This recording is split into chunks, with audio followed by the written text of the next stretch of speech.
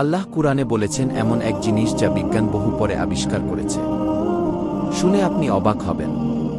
সূরা কিয়ামাহ আয়াত ৩-৪ এ আল্লাহ বলেন, মানুষ কি মনে করে আমি তার হাড় একত্র করতে পারব না?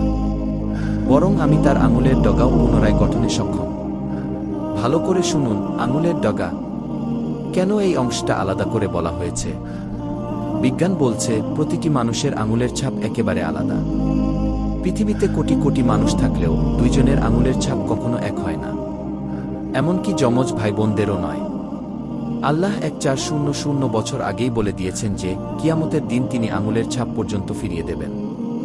এটা শুধু একটি আঙুল না, এটা প্রমাণ কিয়ামতের দিন আমাদের কর্ম, আমাদের পরিচয় সবকিছু নিখুঁতভাবে ফিরিয়ে আনা হবে। আল্লাহর জ্ঞান ও কুদরত আমাদের কল্পনারও বাইরে। এই কুরআনের গভীরতা উপলব্ধি করুন। লাইক, কমেন্ট এবং শেয়ার করে অন্যদের চোখও খুলে দিন কি